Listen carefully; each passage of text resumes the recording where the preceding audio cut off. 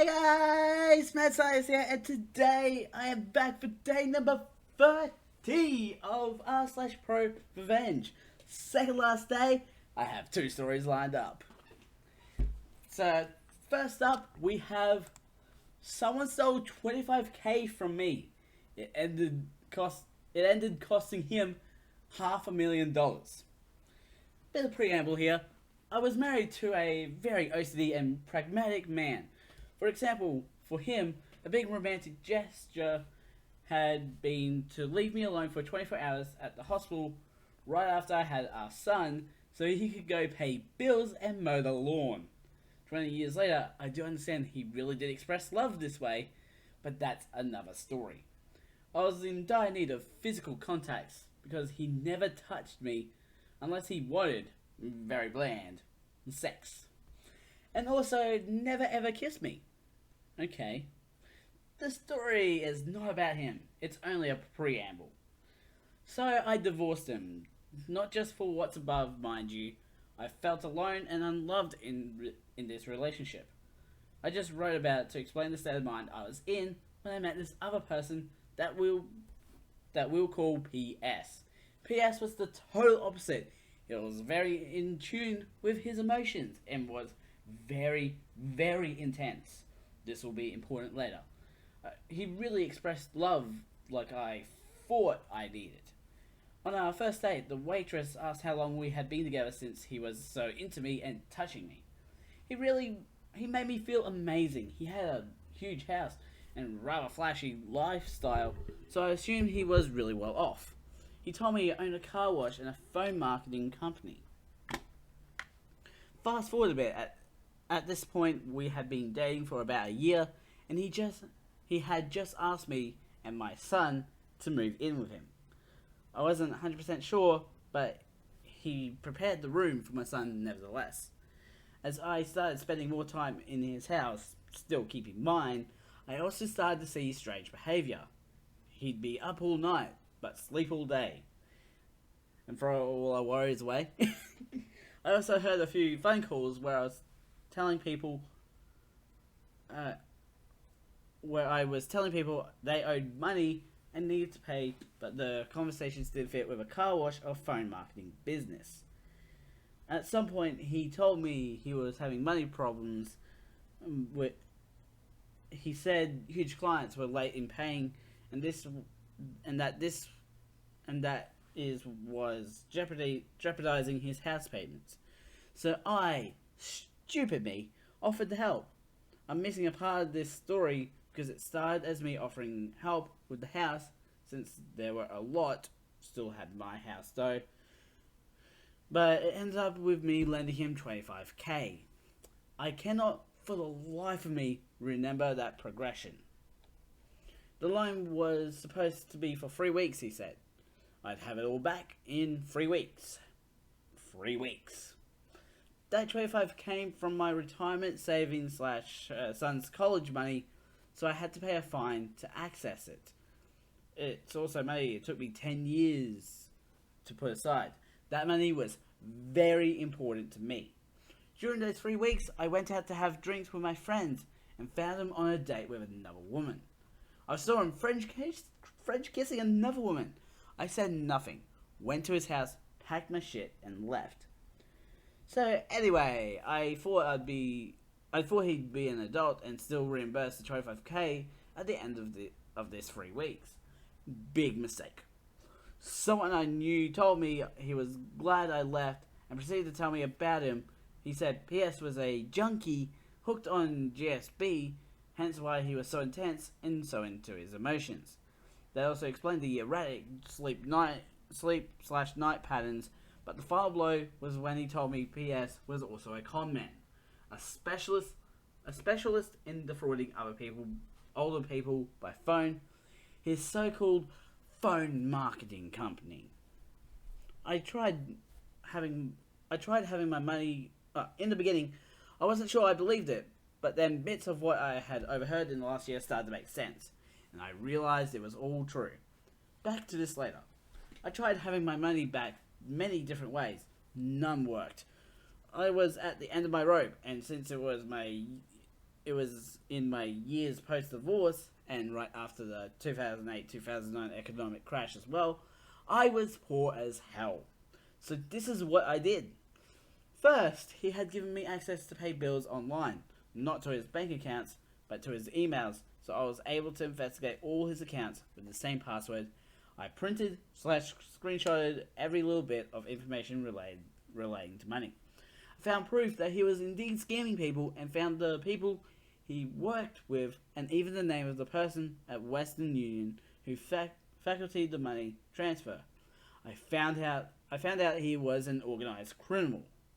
I also found out he did this between the two countries. I started preparing Strike 1. So for Strike 1, I printed his face in the face of everyone working for / with him from their online profiles, in defrauding people, and left hundreds of flyers in his neighborhood.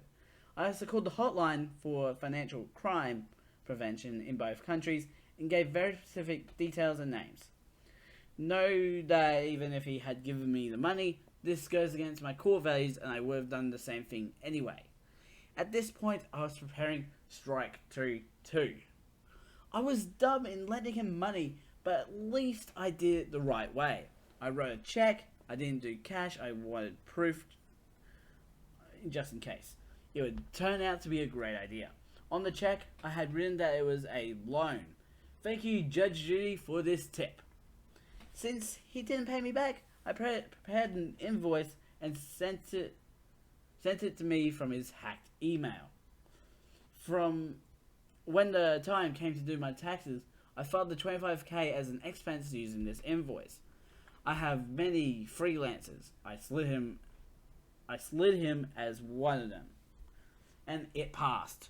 Don't ask me how I got his social security number. I can't remember, but I ended up having access to it, so I ratted him out to the IRS for hiding income. I found out later on through friends that the IRS started investigating him for unpaid taxes. I heard he had to pay 38% on taxes, 38% taxes on that $25,000, plus pay a 20% fine for not declaring income. At this point, I was satisfied. I figured $9.5K in taxes plus $5K in fines was 50% of what he owed me. At least he didn't get away with it all. But remember I told you on the check that I had written that it was a loan. So I took about 2 to 3 years. But I took him to court and won. He didn't even show up. He had to reimburse the full $25,000 plus court fees, plus what he owes to the IRS, so $39,500 that he was to pay for not reimbursing $25,000. To this day, I still haven't seen a cent, but the rest of the story makes it worthwhile. For a while, I thought the financial crime call I made had no effect. Now, the cherry on top. What I didn't know at the time, that the IRS would team up with Wire Fraud Division and look at everything he did. They were not able to catch him on the wire fraud, but since the house he had did not fit the money he was declaring, they got him on tax evasion and gave him a certain delay to pay taxes. I heard it was only 3 months. I don't know if it was accurate. They got him so good, they ended up freezing his accounts and he lost his house. The bank foreclosed it, and his debt to the IRS is still open. We are not in the US, so he won't go to jail for this, however. But my $25,000 that he did not want to repay ended up costing him $500,000. And since you cannot go bankrupt for a debt you owe to the government, I'm happy to tell you that at 40 years old, he had to move back with his parents and ask for welfare, and probably be paying this for the rest of his life. This story is not finished, however. I just learned that he now has a job as a concierge in the apartment building of his parents, so I'll be contacting the court to have the money he owes me taken directly from his pay. The thing is, he has no idea I'm the culprit of all his bad fortune, and he recently sent me a message telling me he misses me, that I was an angel for him, and that he regrets what he did. Well, not for me, loser. Not me. Little This is my son who told me about this subreddit and r/nuclear revenge initially, as he absolutely loves the revenge stories. I only had an account to see r/interesting as Fork. He didn't really know that story, but now obviously does. Today he called me up from the basement, ultra happy and excited to tell me the story blew up on YouTube, where all teenagers seem to hang now. So thank you all. My son feels like I was about to say little, but he's taller than me. Star. 25k. All he had to do was pay the 25k back, and he would have gotten away. He could have gotten away scot-free. No, he couldn't do the simplest things in life. And anyway, he still would have got in trouble anyway if she had found out what he was doing. I don't know what GH. I don't know what. Where is it?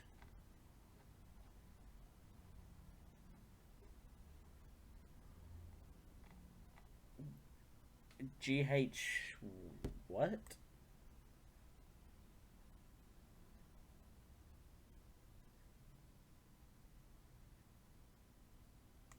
GHB. I don't know what GHB is. I know it's a drug, of course, but I don't know what it is. But I don't want to get caught up on the whole drug stuff. I'm gonna move on to the next story. Racist boss harassed Puerto Rican employees and broke labor laws. Ended up getting deported. I worked at a fairly well-known restaurant in a small northern New England city as an assistant manager. The owners were very successful restaurateurs. Is that right? With several successful non-chain establishments, and spent maybe a day or two a month in our location. The rest of the time there was a general manager in charge. We'll call her Jan. Jan was about as type A as they come. She was a middle-aged woman, but beautiful and petite, and she always looked put together and primped. Jan had started with the owners a decade earlier in their first restaurant as a server and had worked her way up to general manager over the years. At first I just thought she had extremely high standards, which I respected. I have high standards as well and take pride in my work. I have been impressed by how the kitchens were spotless, the staff was immaculate, run like a white glove hand under the back of the oven, and it comes back white kind of clean. Jeez, wow, that's very high quality, like high standard. And the food was always top quality. I had frequently been a customer and was thrilled that I got the job there.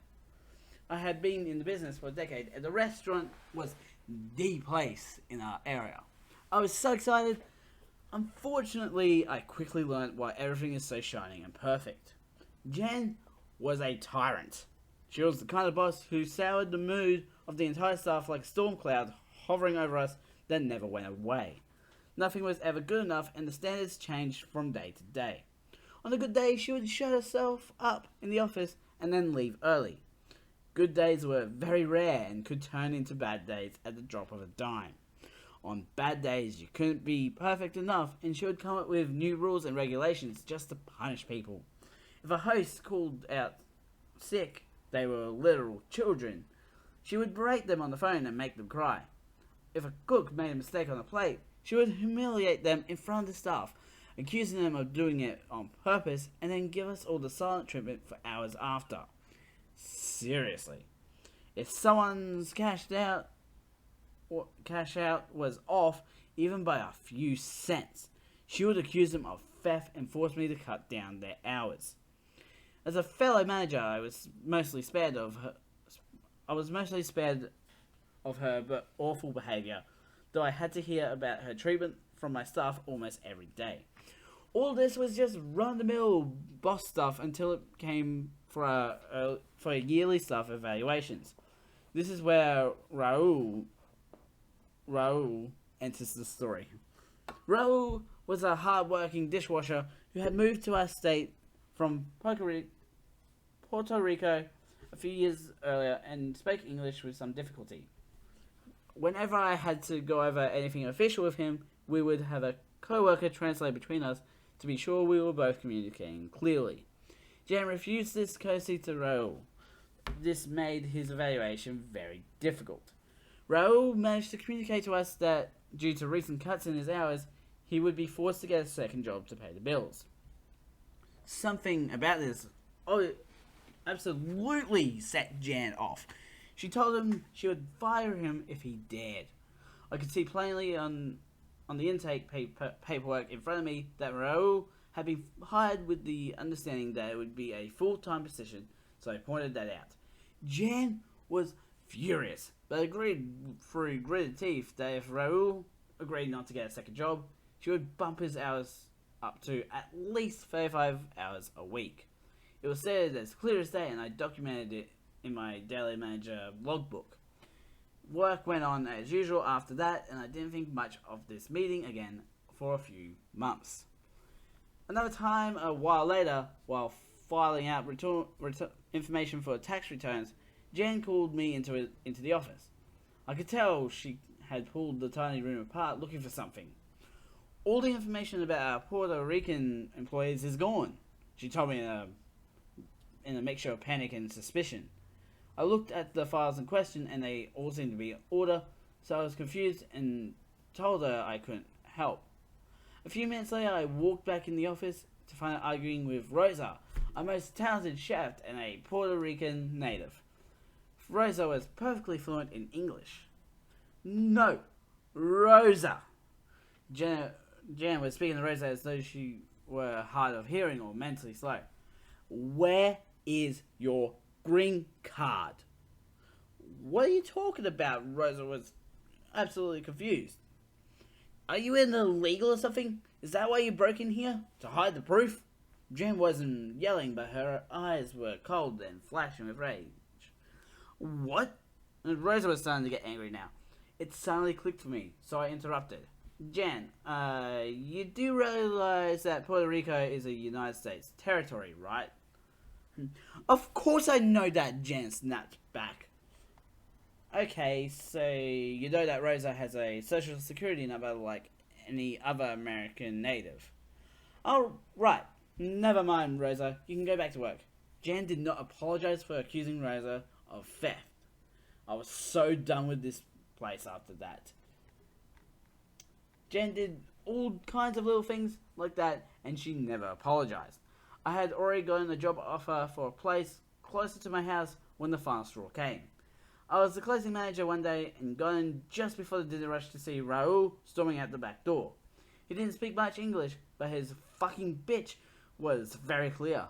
Jan had lied about raising his hours to 35 per week, so Raul had gotten the second job he talked about. When Jan found out, she fired him, but not before saying something about how all you illegals are the same. She was really fixated on those American citizens being illegal aliens for some reason. But at this point, I fucking hated this woman too. She once told me my clothing made me look poor in front of the whole staff. I was wearing what she made me wear. Meanwhile, she wore open-toed shoes behind the line, which is against the health codes, and once her fake nail fell off into the coleslaw, and she wouldn't let anyone toss it out after she retrieved it. This is just the tip of the iceberg, but I have a life to live. Since I knew I would be leaving soon anyway, I told Raul he should go after our boss for wrongful termination, since I had documented proof, with Jan's signature, that he had been promised more hours and that Jan had broken the agreement, not Raul. The last time I saw Jan was on the way out of Raul's lawyer's office after giving a deposition about several labor laws she had violated, at least the ones that I knew about. Apparently there were many others she had broken in front of other employees. She couldn't even look me in the eye. The best part, at my deposition, I learnt that Jen was actually the one who was illegally in the country. Her green card had recently expired. She was Canadian. She ended up being sent back to Canada as a result of this case, and no one has heard from her since. Raul was granted 6 months of unemployment pay, plus the restaurant had to pay his legal fees. They closed that location not long after. Maybe they should hire their managers more carefully next time. Jan, if you're reading this, I hope you got your shit together. I also hope you learned to wear closed-toe shoes behind the line. You wouldn't want to end up a huge, gigantic fuck-up due to your own negligence now, would you? Oh yeah, gotta love just Puerto Rico, an American state, like part of America. No, they are not. We are not part of America apparently, because it is a more Mexican name. Oh my god, I'm probably by saying that I'm being a bit racist. And I should probably just stop. On that note, I'm going to end this episode here. Links will be in the description to the main channel and also the second channel that you're on right now watching this video that has links to the playlist and the last episode. Go check them out. Don't forget to subscribe and hit the notification bell so you know when the next video comes out. A ding, a ding. I'm the Mad Scientist. Mad Scientist out.